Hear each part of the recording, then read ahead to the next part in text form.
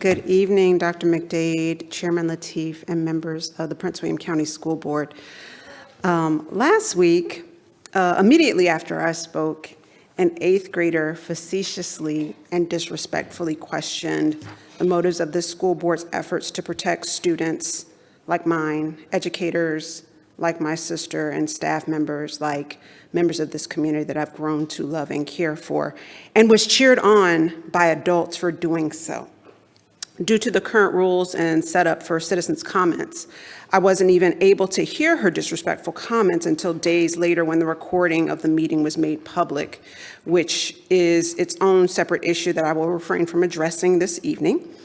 When I initially engaged the Northern administration regarding the lack of African and African American history in our public schools and curriculum, I concluded with what I felt was a good overarching question and mutually agreeable North Star.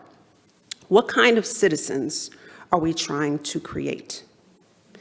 As a certified diversity, equity, and inclusion practitioner who worked constantly to remediate racist, non-inclusive behaviors and workplace policies on the back end, I realized that through our curriculums and education systems, we were actually feeding it to our children on the front end. And this discovery seems to have awakened a sleeping dragon who was absolutely content with the system operating as intended until it was called out. And now that dragon has responded with anti-CRT, anti-mask, anti-vax, anti-books, anti-everything that seeks to create citizens who can critically examine that structures of our government and policies that maintain inequitable outcomes for the haves and the have-nots. The only question I have for the fellow co-parents this week is this, one of which who just said we need to care less about gender and race.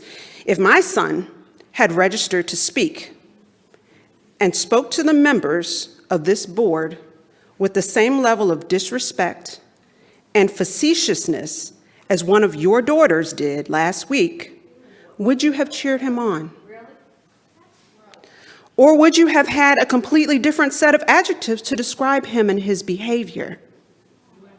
I think we all know the answer to that question. So just to take it back to kindergarten and lessons on civility, citizenship, manners, and respect again, I'll pose this overarching question for the good of the order.